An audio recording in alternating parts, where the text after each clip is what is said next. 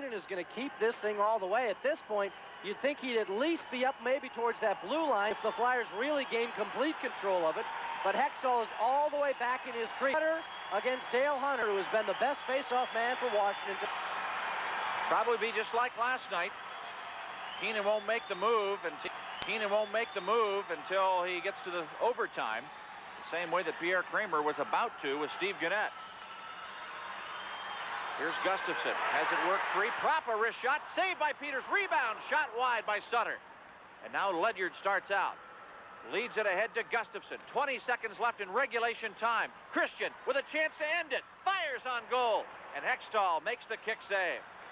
The Flyers come back. Prop to center. Dumps it into the Washington zone. In the corner goes Murphy. Murphy battered against the boards now and takes a swing at Poulin. The whistle has blown and play has stopped with 6 seconds left on the clock. As Murphy took a hard shot from Poulin, reached right out and swung at him. And Don Koharski is sending 2 players to the penalty box. I think this is kind of a similar situation that happened with Sutter and Stevens. It was an icing call, but Dave Poulin was in the process of trying to give Murphy a check. Murphy then took exception in the fashion that Stevens took exception to the hit by, or that Sutter took exception to the hit by Stevens.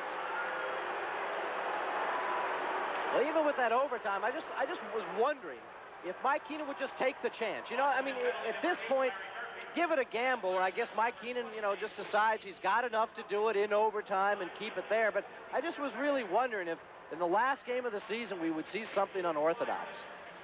Now, see, you've noticed that you see Ron Finn was in there. He'd had the hand up. This is where Poulin was trying to finish things off before that whistle blew. 6 seconds left. Now it looks like there's going to be another timeout, this one by the Washington Capitals. Brian Murray trying to end it before it gets to overtime. So the Caps take their timeout at 19:54 of the third period. But because the tie is just as good as a win for the Capitals, Pete Peters will certainly be back in that net. No gambling in that regard for Brian Murray. Well, I wondered the same thing as you're saying last night with Gannett. I guess the thinking had to be that you still have a chance to win it in regulation. But once you go to the overtime, now you're really down to that final situation, and you don't want to take the chance on giving it away during regulation time when you had one more out left, and that last out's overtime. Oh, it certainly makes sense. I mean, I believe me, I thought they might gamble last night, I agree. too. But here, I'm not even questioning why Mike Keenan wouldn't do it. I just was wondering if he would take the chance. It's the proper strategy in terms of playing things safe. I'm just wondering if on the last game of the year, knowing that you have to win to get second place, do you really try and do something crazy? Particularly when you've got the guys we've talked about in Hextall who handles the puck so well. Do you bring him out a little farther than normal? Do you try and maybe get him involved in the play in the sense of if the puck is cleared out, he could get over there and do something with it? But Keenan properly, in this regard, is taking the safe route. Now the Capitals gunning everything here to try and finish it off with Sutter against Dale Hunter on this face-off in Philly ice. Roughing the calls to Murphy and Poulin at 19:54.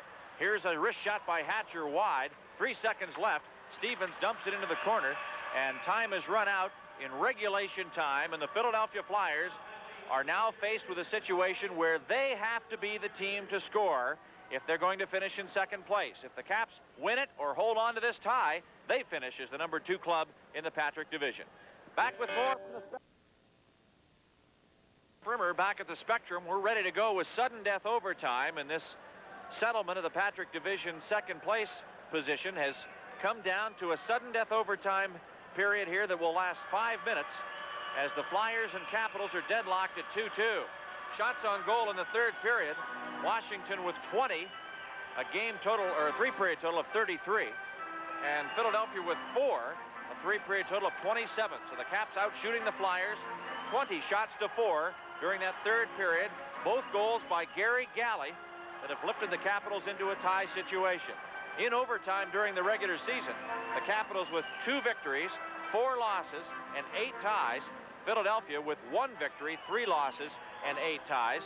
And there's been 1 overtime game between the 2 teams, and the Capitals won that. It's obvious Brian Murray has told his club, just be conservative. There's absolutely no need to gamble at all. It almost cost him that gamble at center ice that gave Mark Howe the breakaway.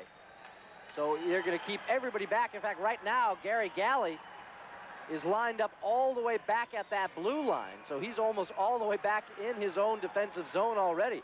Cap's going to want to play it very, very cautiously. Back on January 31st, these two teams had a scoreless hockey game going until overtime, and Kelly Miller scored the goal that won it. Puck cleared out to center ice. Dave Brown back to get it. Dumps it on net. Peters makes the stop. Off the glass, Sutter knocks it down, and now Brown flips it toward the goal. Dave Brown to the corner. Propp is alone behind the net. He centers the puck, and it's swept away from in front all the way out to center ice. Stevens back to the corner. Plays it over to Pavanka. He clears it all the way back to the Flyer blue line. Caps right away changing on the fly. Here's Hatcher back at his own line over to Gustafson. Now to Scott Stevens. Stevens dumps it back to the red line, and Huber puts it into Washington ice. Gustafson pops it right back out. Craven tries to lead it to his winger Sinisalo, and it's Gustafson, or rather Sundstrom, to chase it out to center. Crossman puts it back in Washington territory, and here's Hatcher. End over end, all the way back to the Flyer zone. 3:45 to go in sudden death overtime. 2-2 lockup. Greg Smith off the sideboards to Kevin Hatcher. Back into the Philadelphia zone. Doug Crossman back into his own end. Chased by Bobby Gould. Thrown behind the net. Leach steals. Sanders at a shot. Saved by Hextall. Rebound at the side of the net. Hextall has it. And the whistle blows and play is called. The Caps get close. Leach and Gould formed a combination there that had the Flyers sweating. Well, you got to love what Steve Leach did. Despite the idea to keep things conservative, he saw there was a chance to get the loose puck. In this situation, the Capitals normally will just put one man into forecheck. That was Bobby Gould. But Leach had the chance, and he almost finished things off. That's a terrific play by the Capitals. You know, we'd say, be patient. Brian Murray telling him, stay conservative. But if you have a chance to finish things off without costing the team, go and do it. And that's exactly what Steve Leach did. Al, the Capitals have been criticized many times for laying back in situations where a lot of people think they should be going for the kill. This is a situation where you think the kill is the utmost here, or you're playing for the tie? You're playing for the tie right now, but at least take the chance as long as it won't cost you. It's different if that was a defenseman coming in to pinch. You got three guys back anyway if Leach goes in. Here's Craven throwing it to the corner. Peters sends it up the boards. Mellenby knocks it down. His wrist shot played by Kevin Hatcher. Hatcher flips it out to center. Howe back into his own zone. Now Samuelson turns in his own end. 2:50 to go in sudden death overtime. Howe throws it rink wide, a careless pass, but Samuelson now goes to get it. No harm done as Samuelson brings to center ice. He charges in and is put to the ice by Kevin Hatcher. Hatcher threw a hard check there on Samuelson. We welcome our viewers from ESPN. We're in sudden death overtime. Mike Gertner, slap shot, caught by Hextall. 2-2 score. 2:20 to play in sudden death overtime. Here goes Greg Adams to the corner. Now Mellenby back to take charge for Philadelphia. The Flyers start out. Lead pass to Brad Marsh. Marsh to the center line. Flyers changing on the fly. Gary Galley, who has scored the 2 goals that have put the Caps into the overtime and tied up this game from a 2-0 Flyer deficit, throws it all the way back into the Philadelphia zone. Marsh to play it. Off the glass to center ice. Propp knocks it down. And Christian takes over, pops it in the air. Marsh knocks it towards Christian, and he throws it to the sideboards. Hunter digs it out for the Capitals. Starts ahead to the center line. Marsh makes a stick check there, and Hunter shoves it ahead for Christian. A slap shot. Pad save made by Hextall. 1.5 minutes to go in the season for each of these teams. Here's Stevens to the corner. Plays it off the glass. A tie does the Flyers no good. It would put the Capitals into second place. Philadelphia must win, while the Capitals can win or tie and have second place in the Patrick division. Here's Stevens hustling in. After Sinisalo, the puck centered, and Hatcher puts it down behind the net. Sinisalo with the puck. Throws it behind the goal. Here's Hatcher. Plays it out to Scott Stevens, and he puts it off the glass and outside the line. We're in the last minute of play in sudden death overtime. Here's Scott Stevens. Puts it back to the Philadelphia zone. Mark Howe, who had a breakaway in the third period and was stopped by Peters, throws it all the way in, and now it's offside called. And the faceoff will be out in neutral ice. The penalty box doors open up now, and out comes Larry Murphy and Dave Poulin, who had gone off for roughing near the close of the third period. And now with 48 seconds left to go, Ron Hextall has been pulled. He is over on the Philadelphia bench right now, although this faceoff is going to be right at center ice. He's standing there right there by that door. He's, I guess, waiting for the final word from Mike Keenan. This is a pretty tough place to pull your goaltender. Without that faceoff being in Washington ice, Flyers really taking a chance here, but apparently I think Mike Keenan would have liked to have had an opportunity to do it earlier, but did not get that opportunity as the Capitals continually threw the puck back to neutral territory. So now Brian Murray's club with a few more cards, Al, as they have a face-off in neutral territory. The Flyers having to pull their goaltender, and not much time left. But also Mike Keenan very slow on this line change, buying time to get his top players out. But, of course, Brian Murray then is able to keep Scott Stevens and Kevin Hatcher as his defensive tandem. Now it will be Bengt Gustafsson, the man out there to take this face-off. The checking wingers, Kelly Miller and Peter Sundstrom.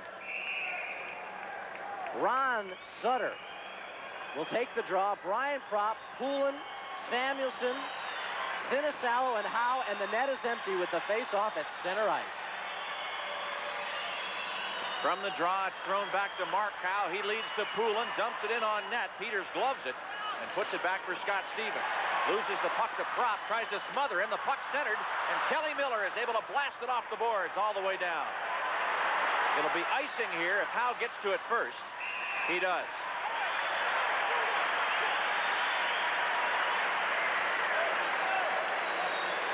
Now things go a lot differently because the face-off will be to the left of Pete Peters. I would think this is the position Dale Hunter is going to get back on the ice for the Washington Capitals. He's been the key face-off man down the stretch. Has outdrawn his Philadelphia counterparts fairly consistently tonight. 28 seconds left now. And Dale Hunter has made his way to the ice. Gould, Gustafsson, Kelly Miller heads to the bench. Hatcher and Stevens remain out there, and this line change again continues very, very slowly as Mike Keenan gets his players more time to recoup. Ron Sutter again will take the draw. A little surprised, Mike, we haven't seen Poulin take a draw here, or even Peter Zezel, who is usually so good, but Mike Keenan going with Ron Sutter almost exclusively in every key face-off situation. He will try and get that backhand draw to Willie Huber, the lone man sitting back up there near the blue line with Mark Howe, the other defenseman, down very low, lined up even with that face-off guy. Propp for the Flyers in the first period, Howe in the second period, and then the Capitals with 2 goals from Gary Galley in period 3. Bringing this one to a 2-2 lockup with 28 seconds to go here in sudden death overtime.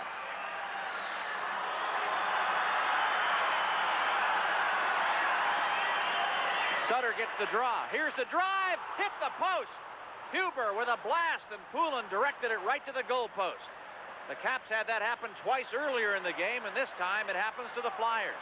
Huber to the corner. There'll be no icing. It's played up the boards. 13 seconds left. Gustafsson out to center, but gives it to Propp. The Flyers with another opportunity. Poulin to the corner.